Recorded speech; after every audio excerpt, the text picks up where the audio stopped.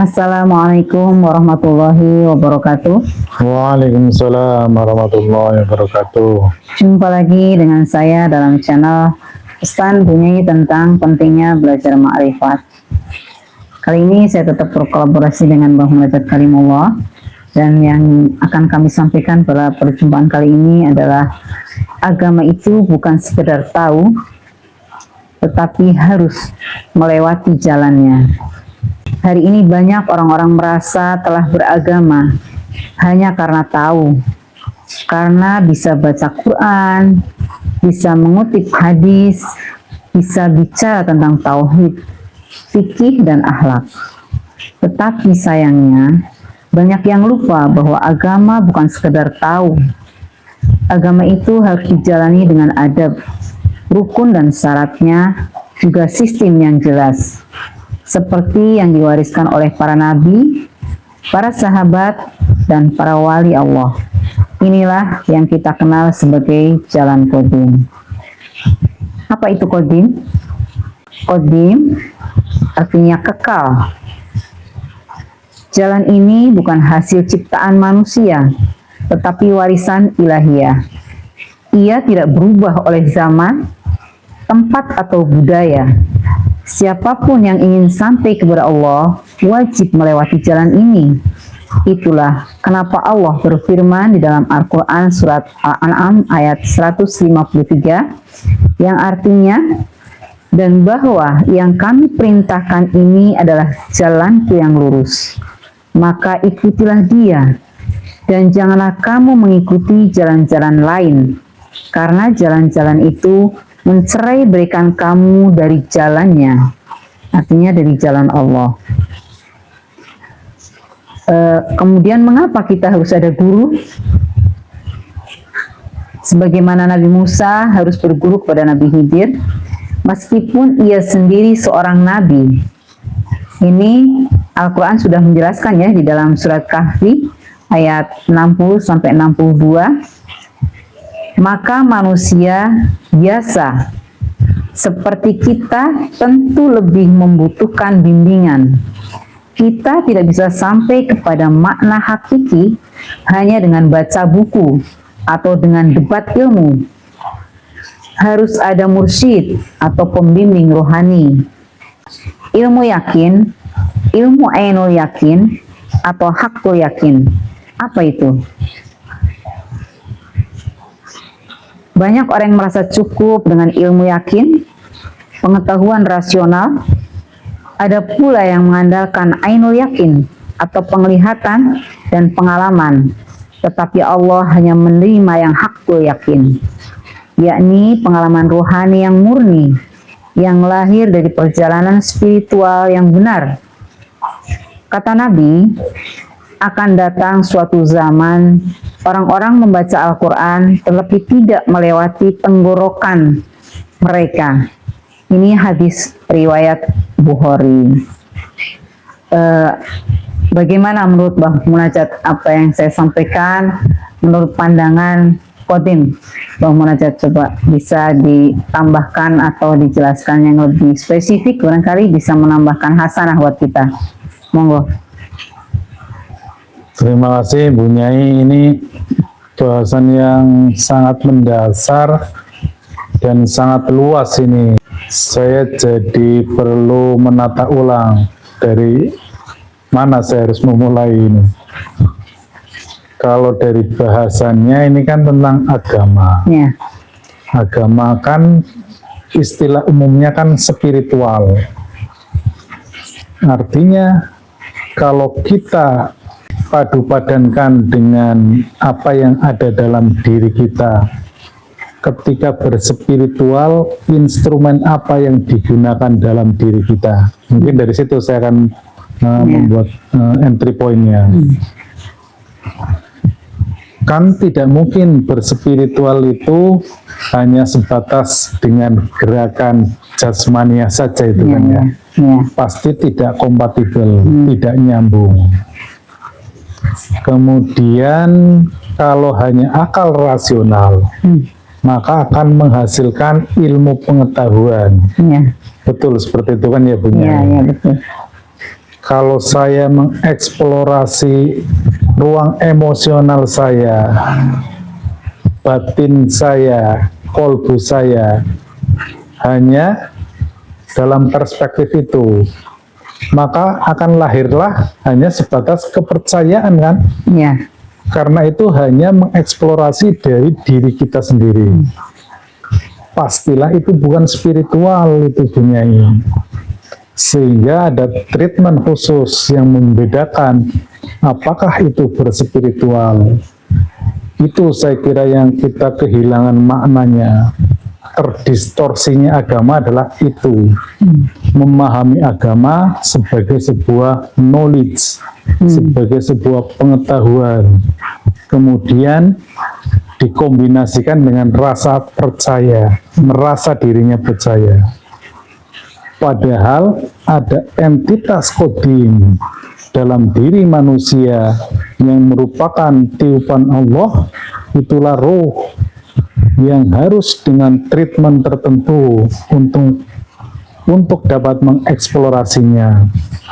Nah, ini yang kita kehilangan ketersambungannya kepada sistem yang kodim. Sesungguhnya dari situ Bunyai. Jadi kalau kita ingat kembali ke masa lalu kita sampai tidak tahu kapan kita mulai berislam. Kan tidak tahu batasannya. Padahal antara Islam dengan tidak Islam adalah harus ada batas yang jelas. Apalagi kalau pertanyaan kapan kita mulai beriman, itu tambah kabur lagi. Karena begitu saya masuk ke ilmu ini, saya baru dipahamkan ternyata selama ini hanya pengakuan saja. Pengakuan yang dasarnya adalah akal rasional dan emosional kita. Itulah yang dimaksud dengan tadi yang Bunyai sampaikan, sebatas ilmu yakin, keyakinan berdasarkan ilmu, dan ainul yakin, keyakinan berdasarkan empiris, berdasarkan pembaca virtual kita, berdasarkan panca indera kita. Dan ternyata kedua keyakinan itu adalah tertolak. Yang diterima adalah hakul yakin.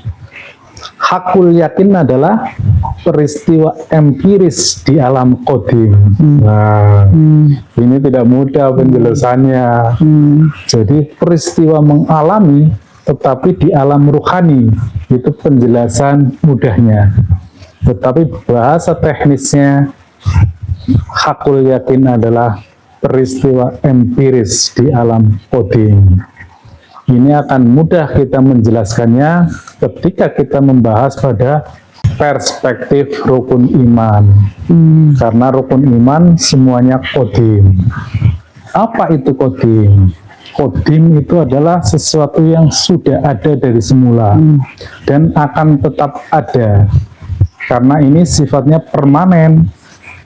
Gimana Bunyai? Apa mau dielaborasi lagi atau silakan menurut Bunyai seperti apa? Kurang lebih konstruksinya seperti itu. Iya, tadi betul Bang Hunacet yang ilmu hakul yakin itu kan memang disampaikan oleh Nabi juga bahwa akan datang suatu zaman orang-orang membaca Al-Quran tetapi tidak melewati tenggorokan mereka. Artinya hanya membaca Al-Quran ya sampai tenggorokan saja, tidak melewati itu, tidak sampai ke dalam gitu loh. Tidak sampai kolbunya juga Ya, sampai apalagi sampai ruhnya gitu ya. Iya, jadi hanya sampai di tenggorokan saja. Iya. Itu istilahnya, itu hadis riwayat Bukhari. Lalu, mengapa banyak yang menolak jalan ini? Karena jalan kodim itu panas bagi hati yang belum bersih. Ia menggugah jiwa, membongkar ego, dan menuntut ketundukan total. Banyak yang merasa terusik, bukan karena jalan ini salah, tetapi karena mereka belum siap menerima cahaya. Sebagaimana sabda Nabi, sesungguhnya ilmu itu ada yang tersembunyi, seperti mutiara di dasar lautan. Tidak ada yang mampu mengeluarkannya, kecuali ulama yang mengenal Allah, atau ulama billah. Dan jika mereka menyampaikannya, tidak ada yang bisa membantahnya, kecuali mereka yang tidak mengenal Allah. Hadis mastur. Jadi apa yang harus kita lakukan?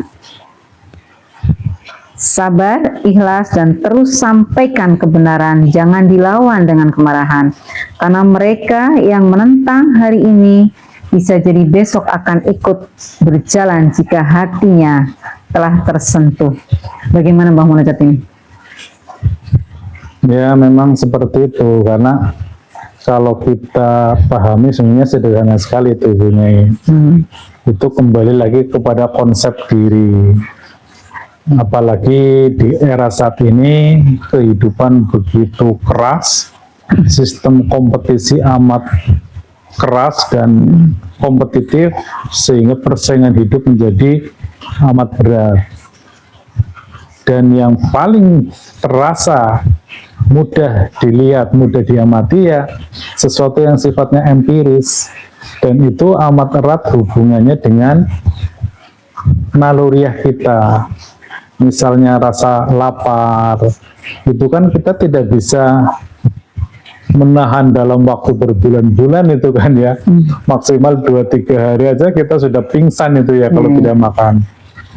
Nah, sementara kebutuhan rohani itu ibaratnya didiamkan saja, dimatikan saja ya tidak masalah, kalau memang menganggap itu nggak masalah itu. Kesenangan juga bisa diperoleh oleh eksplorasi emosional kita. Jadi lebih kepada rohaniah itu adalah kebutuhan spiritual.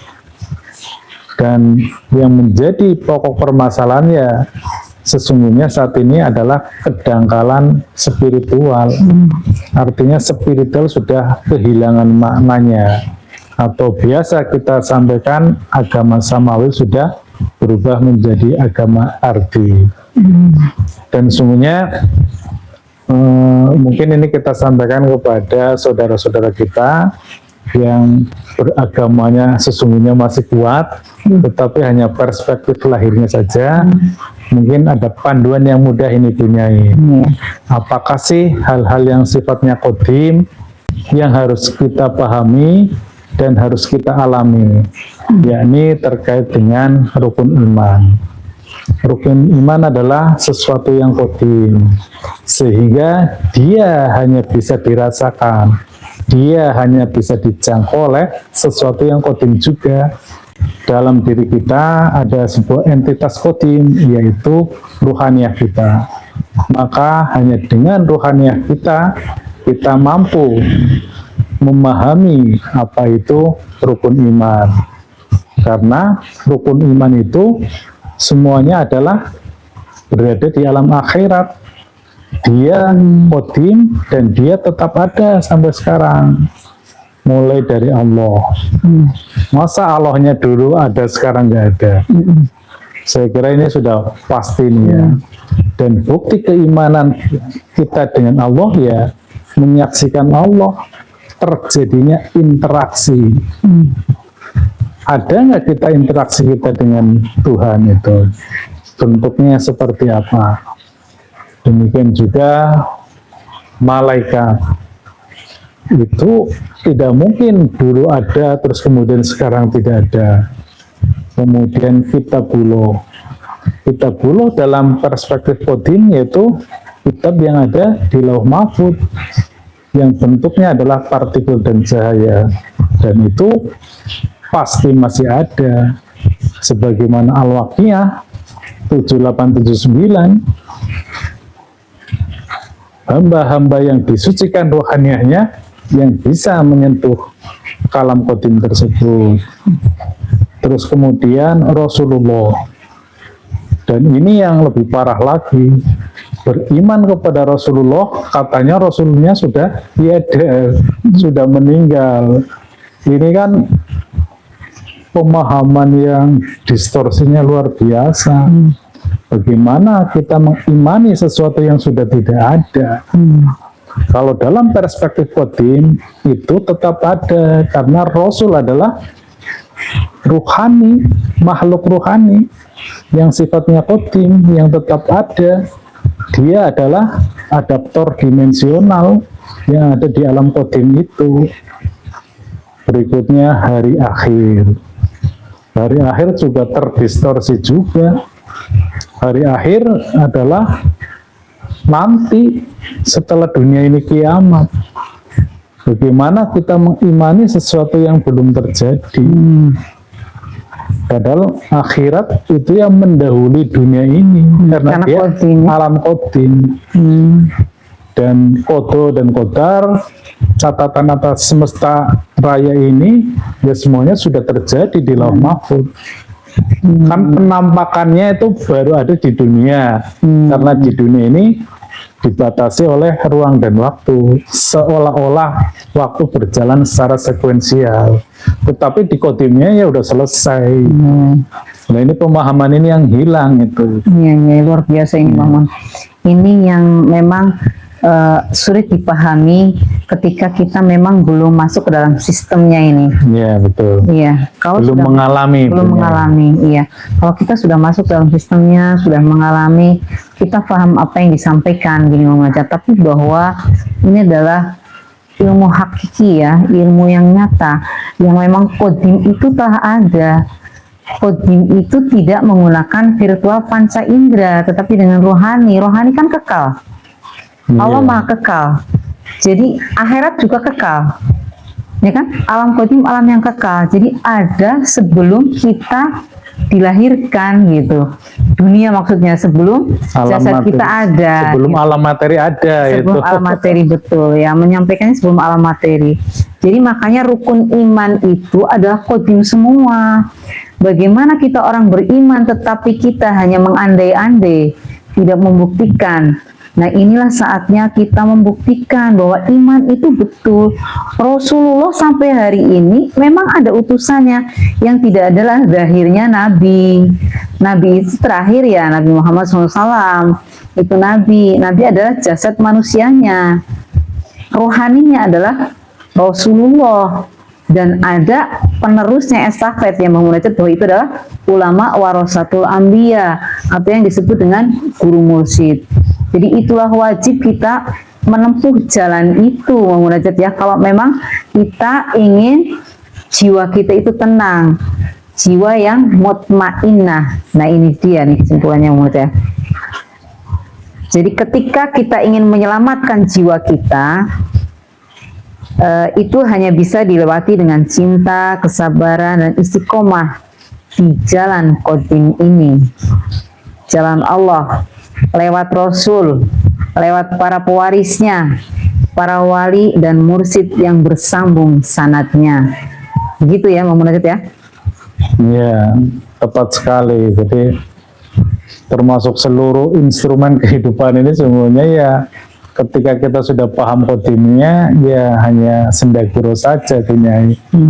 Kita beda agama aja sudah ribut itu, padahal kodimnya sama itu, Tuhannya sama, ya Tuhannya malaikatnya sama, Rasulnya sama, kitab bulonya sama itu loh. Karena kitab buloh kitabnya Allah, jadi nggak disebutkan satu-satu. Taurat, Zabur, Injil, Al-Quran, kitab buloh semuanya gitu ya. Ya mungkin biar lebih agak apa ya, agak tersentak dikit ya bagi saudara-saudaraku. Jadi ketika kami memasuki ilmu kodim ini, definisi iman itu sudah berubah. Jadi yang namanya iman, apakah rohaniah kita bersambung ke dalam sistem kodim apa enggak, itu adalah definisi iman. Bahkan tidak penting agamamu apa, ada ayatnya. Tapi mau dibacakan sekarang atau di episode lain lagi? Dibacakan aja dulu DM-nya, karena harus ada dasarnya. Sebagaimana Quran Surat Al-Baqarah 62 yang artinya, sesungguhnya orang-orang yang beriman, orang-orang Yahudi, orang-orang Nasrani, dan orang-orang Sabi'in, siapa saja di antara mereka yang benar-benar beriman kepada Allah dan hari kemudian serta beramal soleh, mereka akan mendapat pahala dari Tuhan mereka. Tidak ada kekhawatiran terhadap mereka dan tidak pula mereka bersedih hati. Tapi ini akan kita bahas di episode lain Bunyai. Itu Baik. maksudnya biar beragama itu nggak usah Merasa benar sendiri. harus banyak ilmunya. Jadi jangan hanya lahiriah saja, pemahaman Beragama kita secara menjadi lebih lengkap. Hmm. Demikian Bunyai. Baik, Mbah Munajat, saya kira itu yang bisa kami sampaikan pada pertemuan kali ini. Mohon maaf jika banyak hal yang kurang berkenan. Akhir kata, Ilahi anta maksudi, waridho kamatlubi. Wassalamualaikum warahmatullahi wabarakatuh.